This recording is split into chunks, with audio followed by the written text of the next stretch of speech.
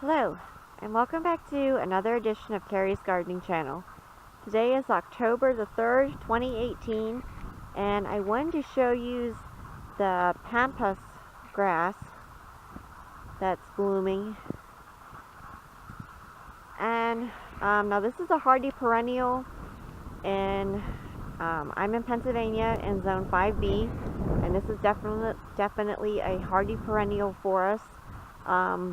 When we actually started out with this, it was in a little 4-inch container, and it grew to the point where we had to divide it. We got 2 clumps actually out of it. As you can see, it does get very tall. Now we do have a bird feeder, not a bird feeder, a bird house over there, which I don't recommend doing because the snakes like to try and climb up the grass, and so I don't recommend putting a birdhouse near your near the grass. Beautiful blooms on it. You can use the blooms and arrangements. You can use them for your fall decor. You can cut them and you put them in your house in vases if you want to do like a fall decor type scene. Look really pretty that way. And I'll show you an up close thing of the blooms here. Hold on. Now these blooms are not fully open yet on this. They will actually open more. And it's actually the seeds is what's blooming on it. This one here is just starting. It's not even close to being open yet.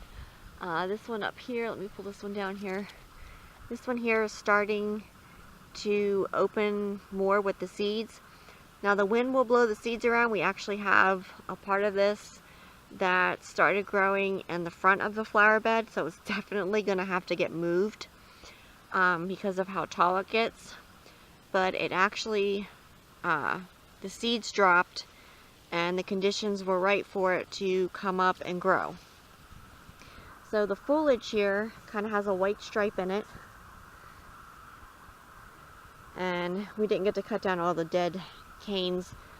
Now when this needs divided, the center will actually start dying out, and it will take over. It can be invasive, so definitely try and keep it in check and under control. It has really nice thick stems on it, and they kind of get thinner as they go up. But I like to watch this stuff blow in the breeze. And it's absolutely gorgeous in arrangements. Like if you put your fall gourds around it, or your little pumpkins, really pretty display. And this right here, I actually use this to, when it's done, like after the frost and freeze, and the stalks are left standing, I cut them down in the spring, or one of us cuts them down in the spring. And I actually take them, and I've used them to make trellises already for like my sweet peas, just my regular ornamental sweet peas. And I've recycled them and upcycled it into making sweet pea trellises, or something that needs to climb. I've done this already with hyacinth bean vines, where I've made a trellis out of this stuff. You want to select the thick stalks for it, and then you can make a trellis out of it. So that's something neat that you can do with it then. And you have a way of recycling and upcycling. So this right here is one of the stalks that had bloomed from last year. It actually never fully bloomed. It never fully got to bloom. And all of the seeds came off of it, but it leaves this interesting stalk behind. So it's a very unique thing that it leaves behind, and it can give color, and it can give different so you could use it as like a border or something like that, but just know that it will need divided to keep it in check, and it is very hard to divide. So I don't know the best way to tell you to divide it. It's very hard to divide and try and get it out. So I just wanted to share this with you today. and this can give texture in the winter time. So even though it doesn't have the plumes on it anymore, it still has a texture to it that gives you a wintertime look. So it's pretty neat. And I really like this stuff. I look forward to it blooming every year. And I do recommend it. You could use it as like a border.